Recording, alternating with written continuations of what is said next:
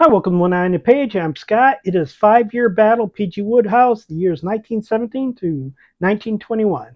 Let's go ahead and get started.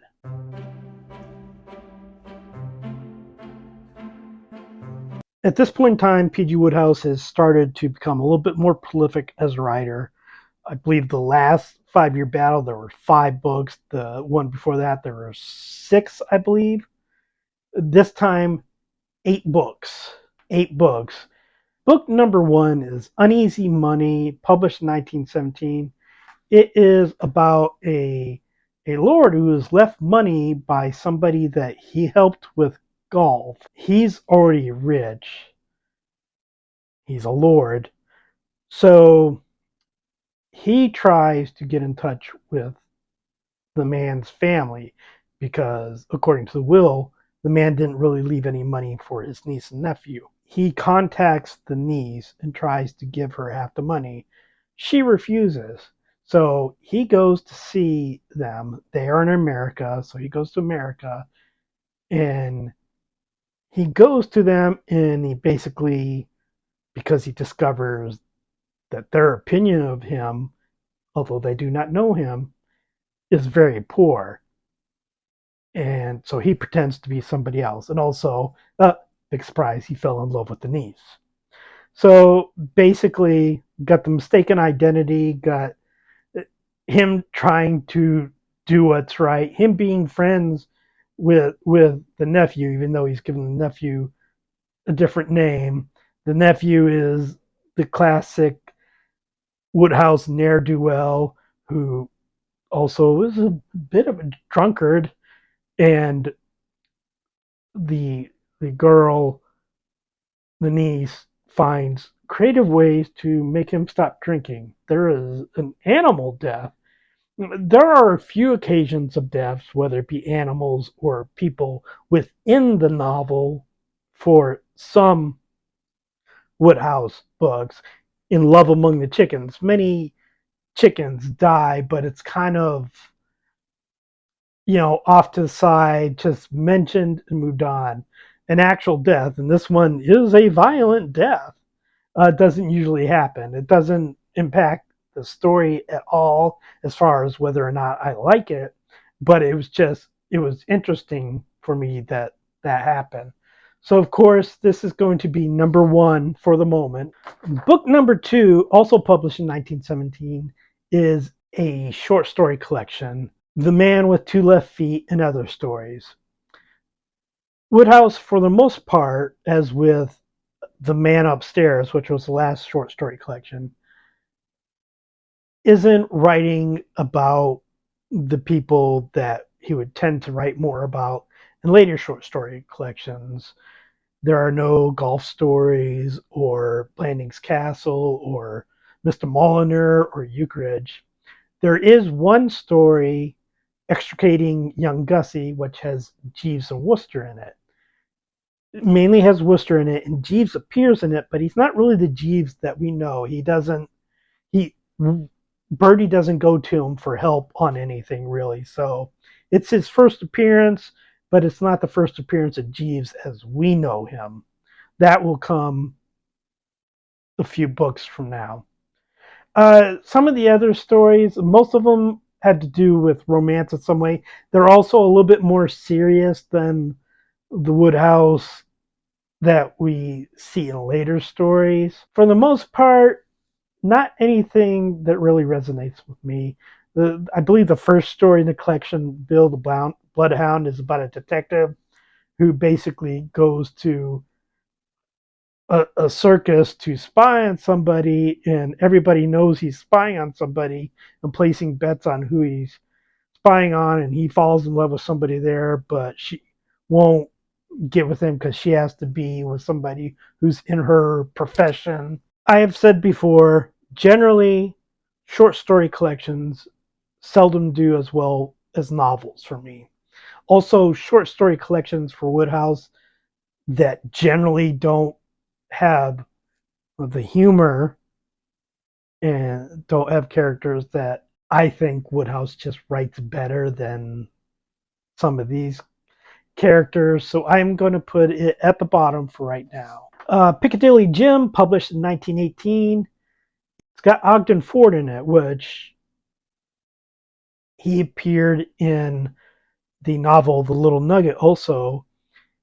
He was a young American boy who people kept trying to kidnap to ransom him for money from his rich parents. Now, the mother in this novel is remarried. I believe the father died between the two novels. I don't think they got another divorce. So, but he has a new stepfather who is also rich. People are trying to kidnap Ogden. There's also a character named Jimmy who used to work for a newspaper and wrote a disparaging article about the poetry of Anne, who is the niece of Ogden's stepfather. I also I can't say exactly how many times people try to kidnap Ogden in this novel. And unlike the Little Nugget, the kidnapping isn't necessarily the main plot of the novel. There's also a lot of family dynamics and, of course, romance. Not as much Ogden, although at some points he does take center stage, which, if you don't care for Wodehouse children, which is often the case with me, you might not enjoy it as much. I do think that I enjoyed Uneasy Money more than this, so I'm going to put it between the two previous books for right now. The next book is A Damsel in Distress, published in 1919. I honestly, and I don't know if this is true, I'm just making guesses here. I almost think that this was supposed to be a Blandings Castle novel because there's a lot of similarities in it. There's an earl in this one who just wants to be left alone in his garden, but his sister keeps making him work on the family history, and he has a son who he doesn't really care for, much like Lord Emsworth. Although I care more for Freddie in the Blandings Castle novel than I do for the character that I can't remember the name of right now. She fell in love with somebody in Wales over the summer of the previous year, and basically her aunt kept her locked up at the estate so that she wouldn't do something stupid. And she tries to go see the man, but then she runs into her brother, who, for reasons I don't know, feels like he should have a say in stuff. I guess because he's a male in early 20th century England. But she goes into a taxi that George Bevan in it is in. George Bevan is in. He's an American composer, so he hides her. He falls in love with her right away, but doesn't know her name, doesn't know where she's at. Although she mentions that her estate is roughly 2 hours away from London, and she has to get on at this train station. So he figures it out from there. So he goes to the place, and he wants to run into her and, I guess, pursue something, but everybody around there thinks that he's the man that she was in love with in Wales or Scotland, in another country. I think it was Wales, though. And so you got the comedy of error there. You also have George is working on a musical in London. He has a friend, Billy, who's basically in the chorus there. She's kind of done with that, and she basically wants to settle down and have a normal life. And there are multiple romances. There's also the Earl's nephew. His mother's trying to get the girl together with him. Early 20th century, cousins were okay then. And so there's a bunch of different relationships. The cousin also is in love with the Earl's secretary, but she doesn't know. So, comedy of errors type of thing, something I think Wodehouse does very well. I think this would have worked as a Blandings Castle novel, and I'm going to put this at number one for right now. Book number 5 is My Man Jeeves, the first collection of Jeeves stories, sort of. Also published in 1919. It has 5 Jeeves and Wooster stories and 3 Reggie Pepper stories. Reggie Pepper is a character that Wodehouse wrote that was basically a precursor to Bertie Wooster. Reggie Pepper doesn't have the valet that Bertie did. He's probably a little bit wiser than Bertie, although I think less likable. That's a matter of opinion. I do like one of the Reggie Pepper stories, Absent Treatment, which I thought was a pretty amusing one. The other ones are fine, but they also get remade into Jeeves and Wooster stories later on. And if I can have a story with Jeeves and Wooster, or if I can have a story with Reggie Pepper, I'm gonna want Jeeves and Wooster. The stories are generally all fairly good. I do like it better when Woodhouse moves on to writing Jeeves and Wooster as novels. Some of these stories will also appear in another Jeeves and Wooster collection. I believe at least 4 of the ones here appear in another collection. So, although this one came first, I think it kind of knocks both of them down a little because of that. So, I'm probably going to put this one under Uneasy Money. Now, when we get to the novels are probably going to be closer to number one, but I just don't feel comfortable putting a short story collection, one that's only 5 of 8 stories are Jeeves and Wooster, and also gets repeated in another collection. The next book is Coming of Bill, published in 1920. It is not a funny book. It's kind of a semi-serious book. It's another book in which death appears within the book. It, although the death doesn't happen where we see it, it is talked about. It has ramifications throughout the novel. It's about a man who gets married to a woman. They have a son, Bill, and it's basically about the ups and downs of a marriage, of a relationship, the coming together, the growing apart. The biggest knock against it for me is that it's like, oh, well, that's not what I want from Woodhouse. Which, I mean, that's a me thing, not necessarily a Woodhouse thing. There's nothing wrong with the novel, and I appreciate that he tried something new, and I think there is good in it. I think it's too long, and I think Woodhouse does humor better than emotions. But again, I don't want to knock the book that much. Of these books, which ones would I reread? And except for the short story collections, all the ones I've talked about so far, I would read again. I don't know that I would read this one again. I liked it well enough when I read it. I will have to read it again because I'll have to read it for the podcast. But other than that, so I am going to put it just above the short story collection. The next book is The Indiscretions of Archie, which is a short story collection that reads as a novel. It's many short stories, but they're all about this character, Archie, and they kind of lead one into another. So you could look at it as a short story collection. I look at it as a novel because it reads like a novel to me.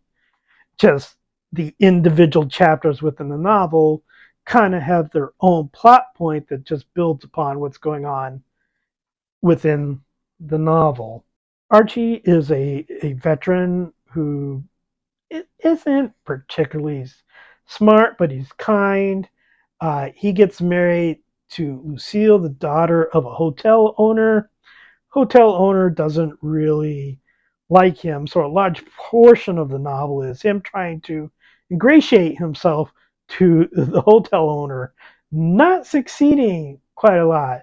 There are some parts of the book where it gets a little bit more serious. And it this is set in America, and there's a little bit about the socioeconomic world at that time. Again, I don't know if this is one that I would necessarily read again outside of having to do so for the podcast, but I enjoyed it while I read it. I liked many of the characters in there, especially Archie and Lucille, and there's some of Archie's friends that I enjoyed. There's another veteran who has memory issues. So basically, I guess shell shock syndrome at that time, maybe, but PTSD, and it's good. I thought it was written very well within the book. So I am going to put this above The Coming of Bill. The last book is Jill the Reckless, published in 1921. I finished this book like an hour ago. It is about Jill. She is a rich young woman in England. She's engaged to Derek, who is a PM minister in the British government. She's also, as the novel says, a bit reckless, not necessarily in a bad way, but like when she sees some men attacking a parrot, she attacks a man and she gets arrested. And Derek, who his mother's already been disapproving of Jill, when he finds out about this, he breaks off the engagement. And then she also finds out that her uncle has speculated all her money and she is now poor. And so they go to America, and there's a composer, there's a writer, Wally, who she was friends with when she was a kid, who is in love with her, and they have a friend Freddie who is like hero worshipping Derek. So he goes over to America to try to talk Jill into giving Derek another chance because Derek's like, oh, maybe I didn't want to do that. And there's a lot about the musical theater world, which Wodehouse was very experienced with. I Wodehouse, from what I remember reading in the biography, had some troubles in that world. I think he was a little bit jaded. And I think that comes across a bit in this book.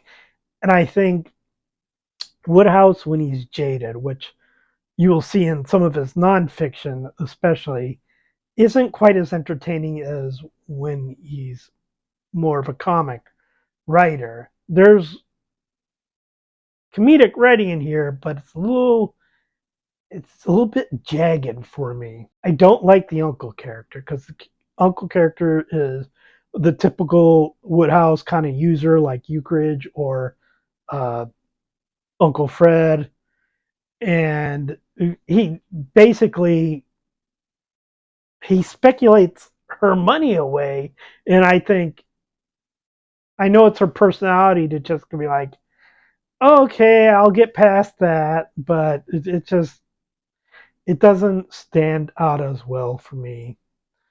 I am going to put this. I'm still going to put it above the indiscretions of Archie.